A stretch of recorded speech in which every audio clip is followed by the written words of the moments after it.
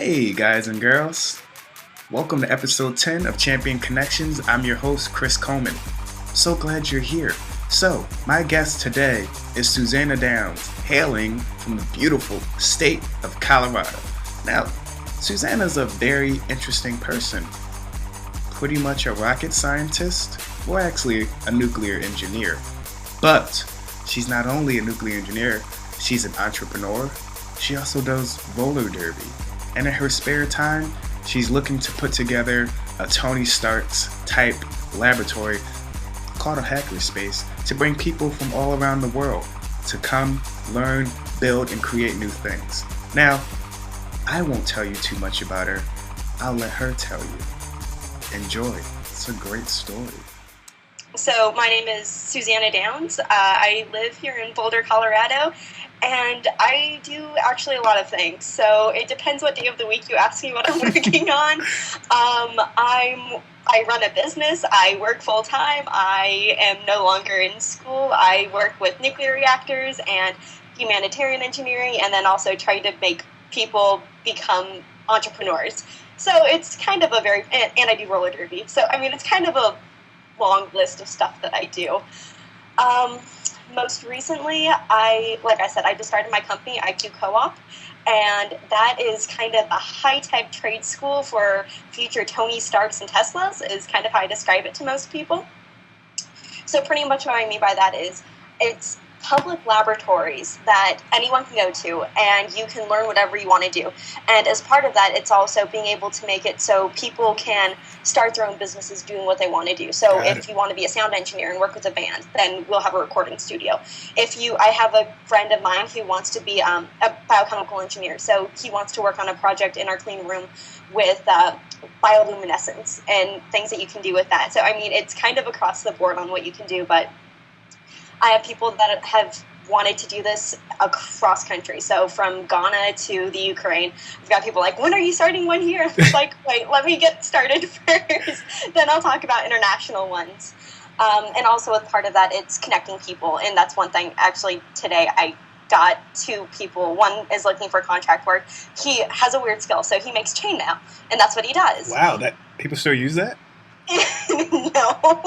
No, which is why I had to get him in touch with a girl I know who's actually does video production, and she does sci-fi and like those types of movies. So I'm like, hey, do you need someone to do costumes for you? And so, I mean, that's another portion of just kind of what I've sort of developed as a skill set in a lot of ways, but it turns out to be really useful. Got it. All right, two things. I'm not going to lie. I've been trying to figure out how to say your name, and you were like, it's Susanna. I'm like, wait, what? Yeah, so I go by Susanna. I go by Siouxsie, Siouxsie. My full name is Susanna, so it's Siouxcanna. I'm actually named after an 80s punk rock singer, Siouxsie Sue from Siouxsie and the Banshees, which, a little tiny tidbit on that. So Robert Smith from The Cure played bass guitar for Siouxsie and the Banshees for several years, and she also opened for the Sex Pistols. So that's a little bit about her, and she's pretty awesome. She's probably one of the coolest female vocalists ever. So I can honestly say I've heard of her, and that's not even what I listen to, but yeah. So I'm pretty fond of my namesake. All right. Now the second thing is, you mentioned you're doing a plethora of things, and you're not even 20 years old yet. No, I'm 18. So as part of that, I dropped out of college after my first semester. I started college when I was 17, and I dropped out when I was 18. And I realized after being in my junior level physics class, when my professor asked me to teach one of his classes for him, I'm like, I'm spending money on this? Really? Wow. So I'm like, I'm going to go ahead, do my own thing, and actually make me not going to college be worthwhile. Got it.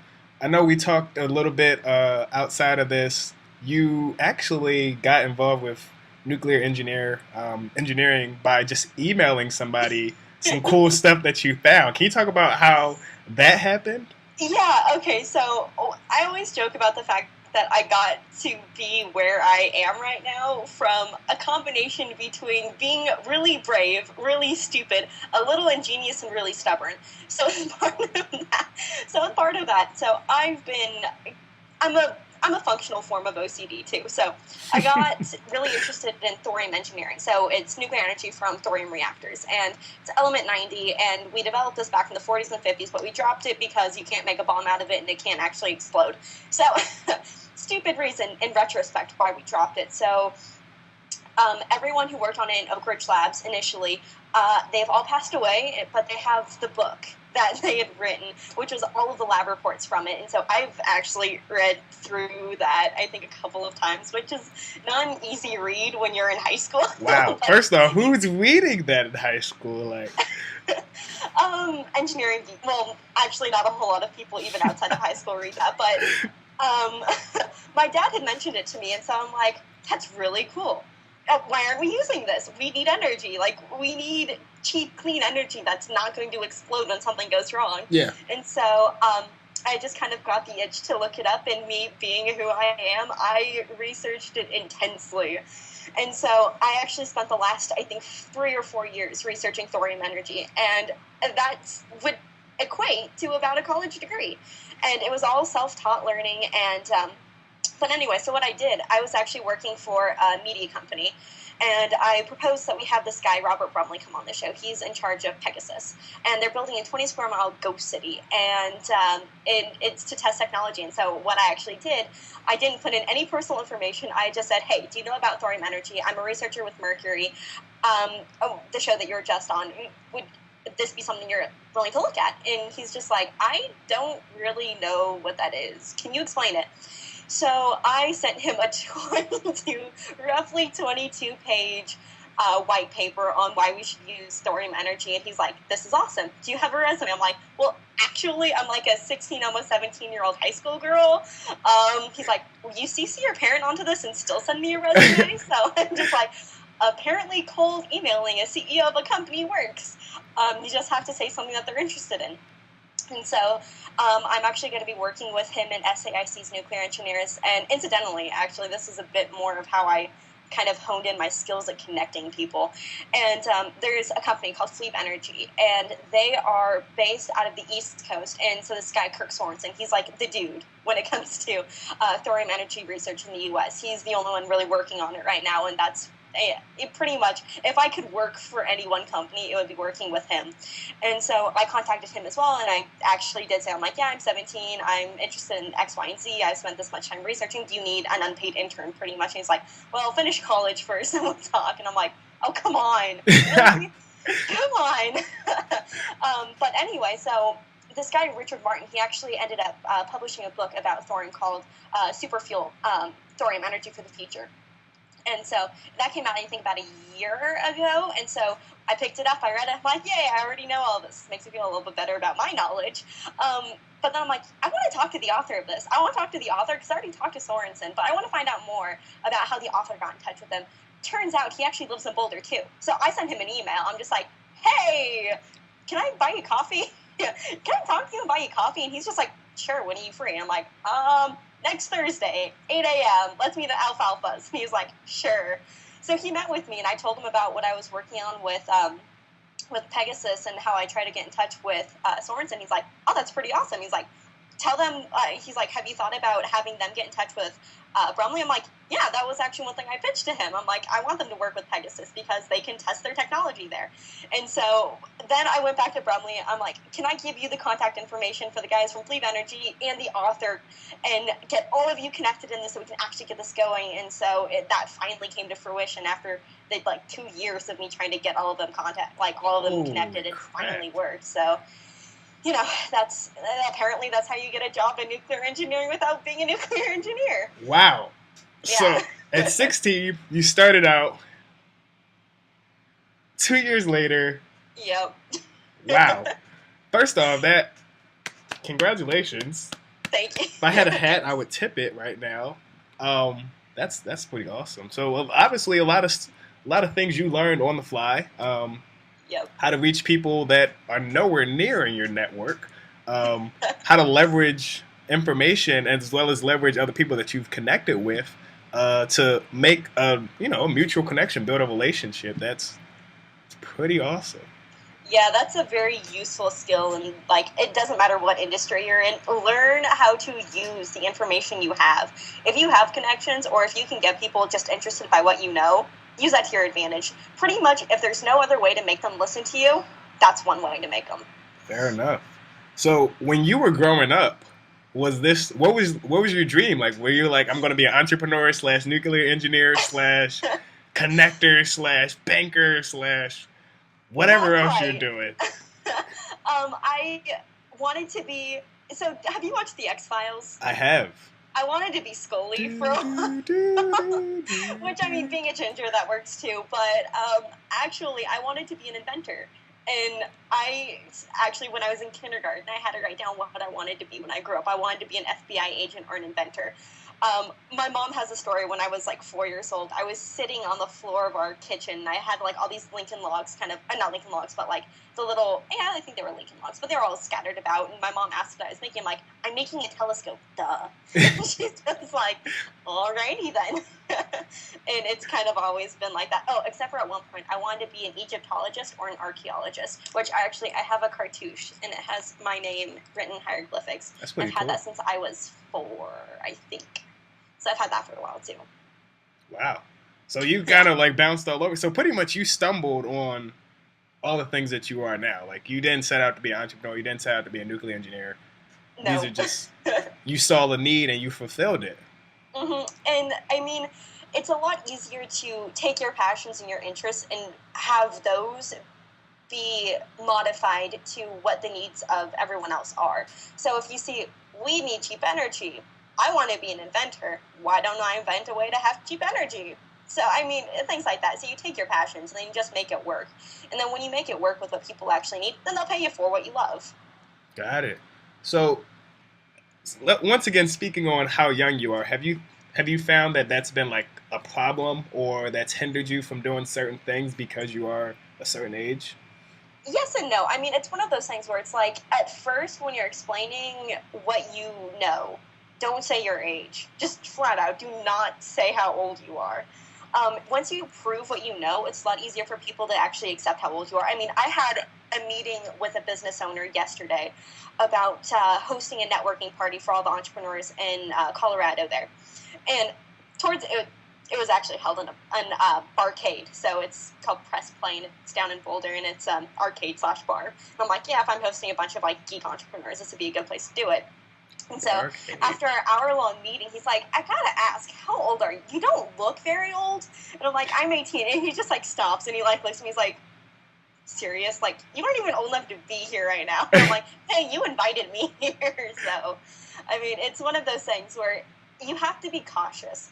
First off, don't present yourself like you're 18 and people won't think that you're 18. If you are knowledgeable about what you have to say, if you can speak coherently and actually get out a proper thought in English, like in proper English, then people will just be like, oh, I'm speaking with an adult. Great. But if you go off like wearing clothes that make you look like you're like fresh out of college or fresh out of high school, and then you start saying like, yeah, dude, you know, that hinders your credibility quite substantially. So learn how to speak, learn how to actually say what you mean to, and actually know what you're talking about goes a very long ways. And there always will be some people who will be a bit wary of your age, especially if you're still a teenager and not old enough to even drink.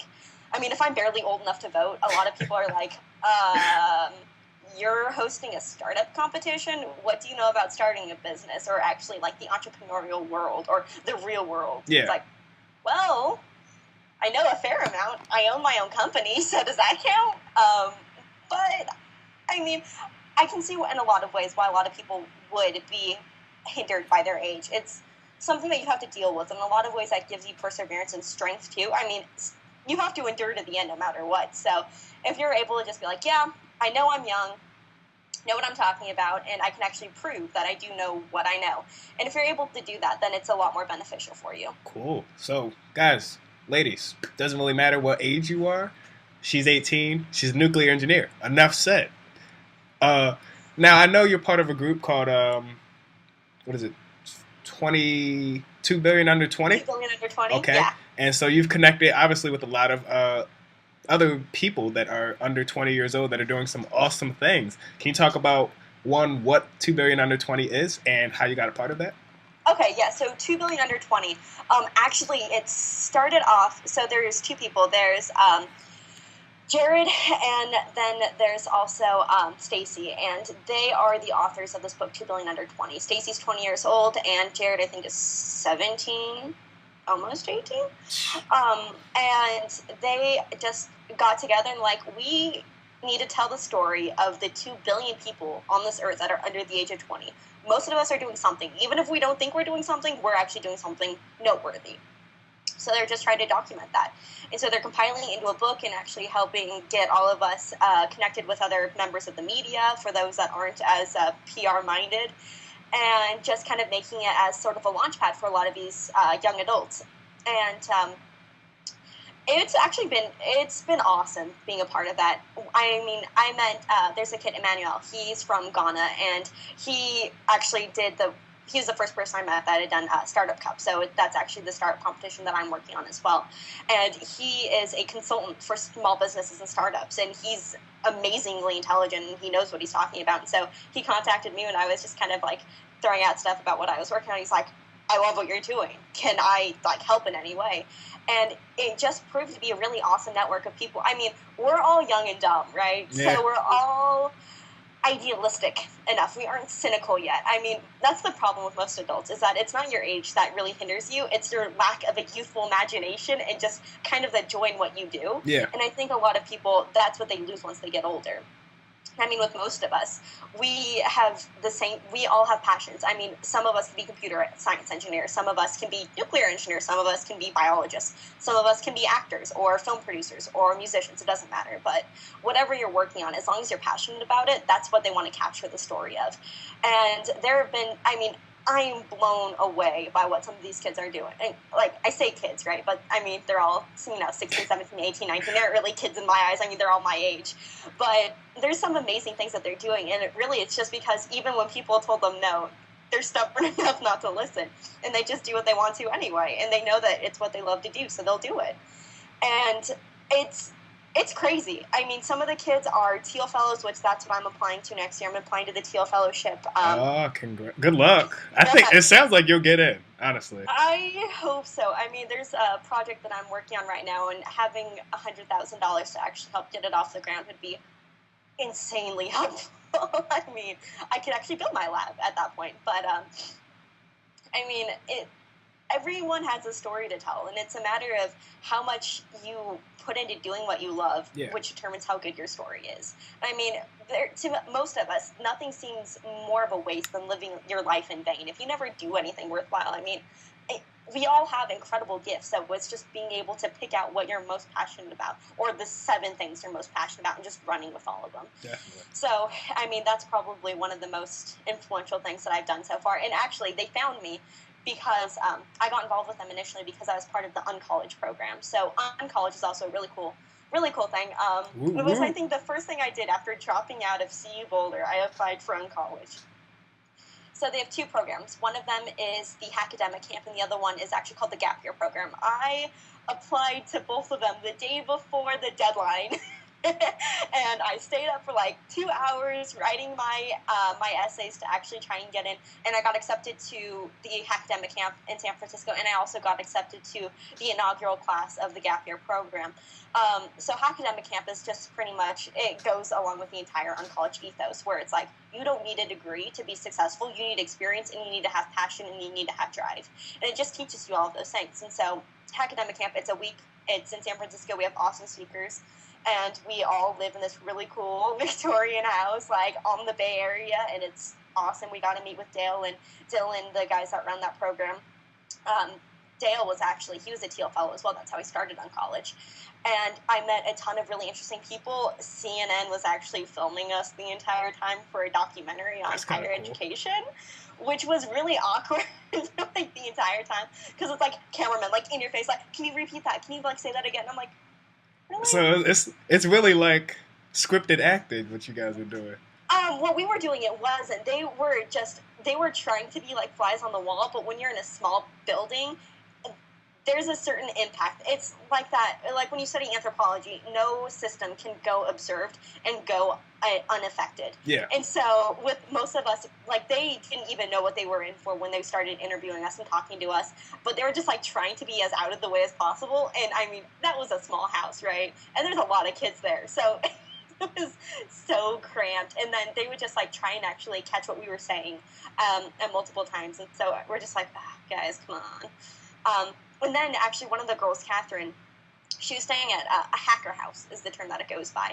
And that was down in Palo Alto. So for the last night, I actually stayed with her there before coming back to Colorado. And that was new to me.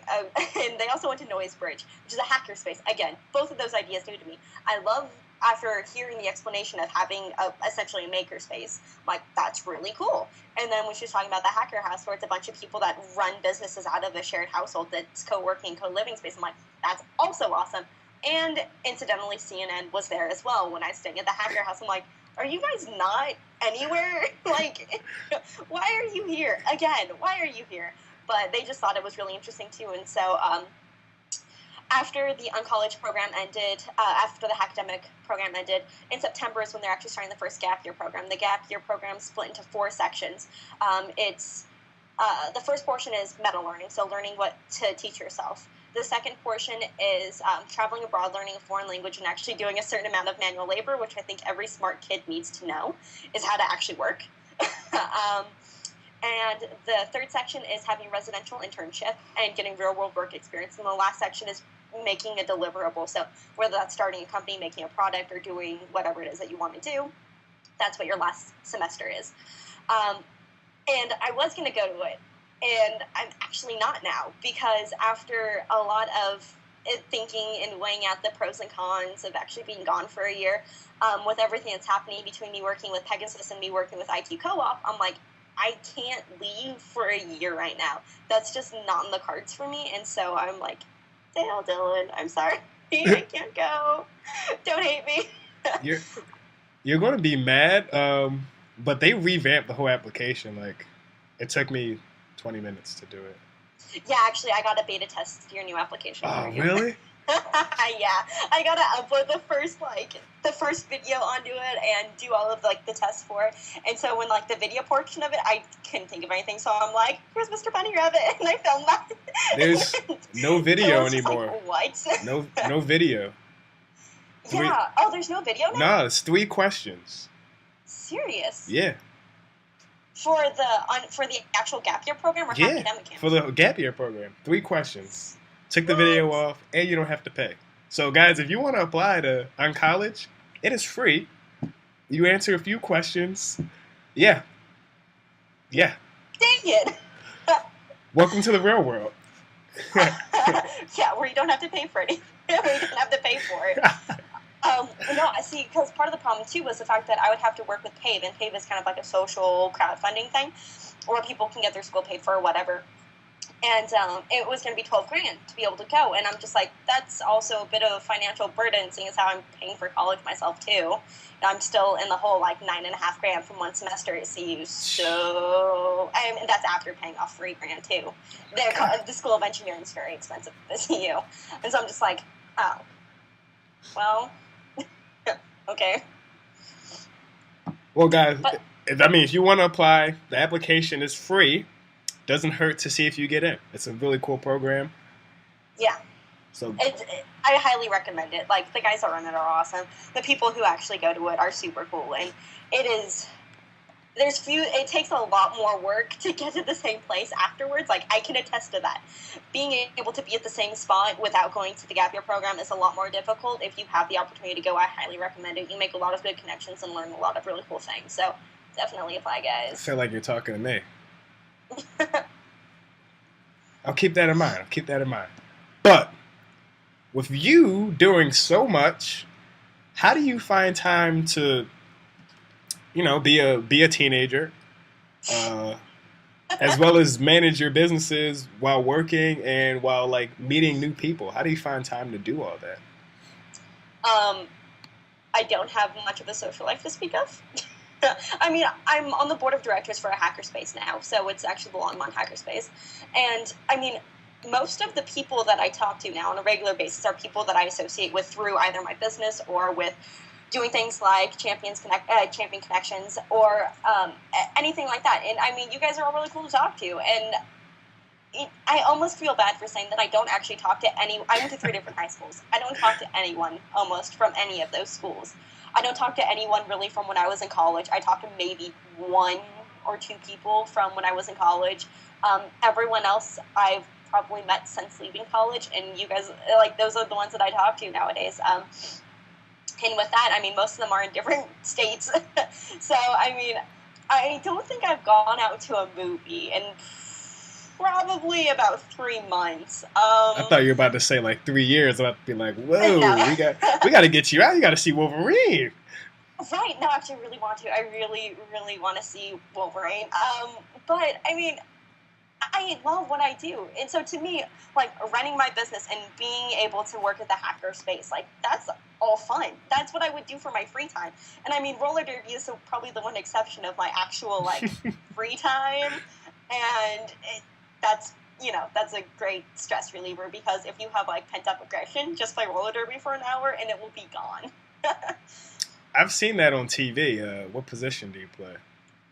Generally, so I'll normally be a jammer because I'm really short, but I'm a very competent blocker as well. So, I mean, it just depends on what I end up doing. Man. Because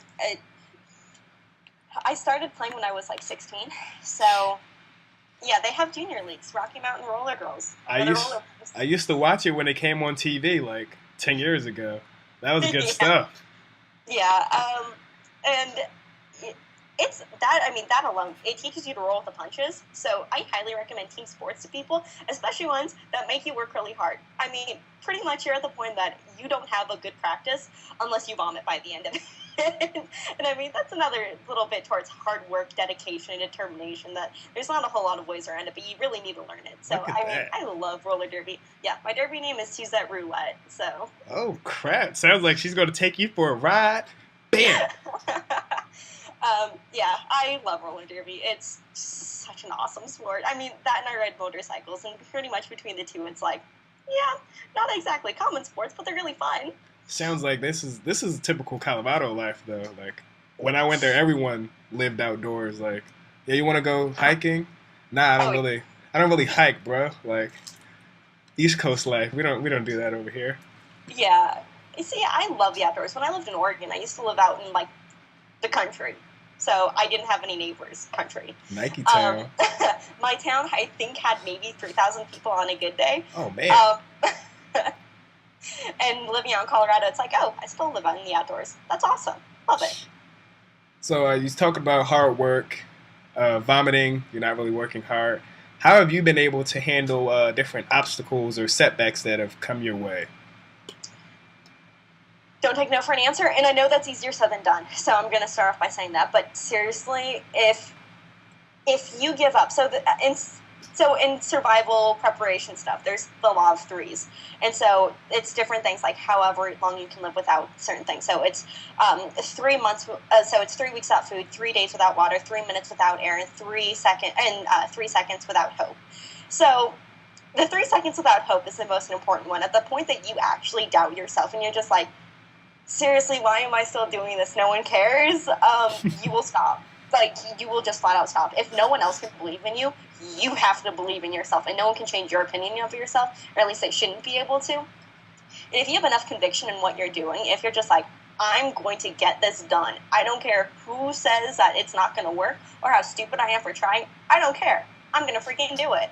And if you have that mindset, then you not only have a roller derby mindset at that point, but you're well on your way to actually being able to accomplish what you want. Because at the point that you are disgruntled and you're disillusioned and you're just like, and you start beating yourself up, then you have no incentive to actually keep doing it. You have to do what you love to do, and if you aren't doing anything that you're interested in, then what's the point in you doing it at all? So even when you have obstacles in life, inevitably will always throw obstacles at you. The other thing I can suggest is having about 20 contingency plans. So instead of having plan A and plan B, have plans A through like H. or A through K. Like, you have to have a lot of plans. Know your end goal and just have that as, like, your guiding light. Like, there's a quote that I really love, and it's "Guide your life by a star." And so just know what your end goal, what you want to actually accomplish in the end, and just figure out any way that you can to take small steps towards that. And if you're able to do that, then you'll always be on a forward progression. And it's like physics. A body in motion wants to stay in motion. A body in rest wants to stay in rest. So if you can actually start getting the momentum to keep going, then you'll find people will actually, a lot of them almost are kind of in awe of that, and they'll actually start supporting you as well, just for the fact that you had the tenacity to keep going. For sure. I can definitely attest to that. It's like all the people that were saying, oh, you should go back to school. Like, what are you going to do without a degree? Now those are the ones that are liking the Facebook statuses, like retweeting, actually sharing the content. And it's like, thanks. Like, obviously I'm doing something right if you're starting to believe in what I'm doing. Yep. That's awesome. You sound so seasoned, yet you're so young. Like, yeah, learn quick, keep rolling. Old soul. Yes, that actually is very often a term that's used to describe me, which, is what it is. In a lot of ways, you're like, okay, yeah, I can pick up on experience a little bit quicker than most people, but sometimes people are still like, are you really that naive? And I'm like, no, I'm just that idealistic. But, I mean, it's kind of a balance between the two. Have you, since you are, you're honestly in a whole nother league from a lot of people your age, have you found that has, separated you from connecting with, I don't want to say normal people, but, people that don't think this way, people that don't have this outlook on life? That's one of those things where, in some ways, yes, it most certainly has, actually. Because I have friends that are just like, I can't believe you dropped out of school, and they just ended that. I'm like, really, guys? Really? And also, when I was in school, I had no interest in having anything of the college, the normal college scene. And that just didn't really appeal to me. And in that way, most kids my age, there's a lot of things we don't see eye to eye with. But one of the things that I've also realized is useful is being able to mix with a lot of different people. So if you have common interests with those around you, then you can talk about anything. If you can talk to anyone about anything, then you'll always be able to actually find common ground with them. I mean, as far as long-term considerations with who I'm friends with on a long basis, we have similar views, and that's just kind of goes to show that you surround yourself with people that you can identify with and will actually help support you in what you want to do. But as far as friends that I've had throughout, I have very few issues making friends. I like to talk, as I'm sure is probably pretty apparent. Seem very friendly, yep.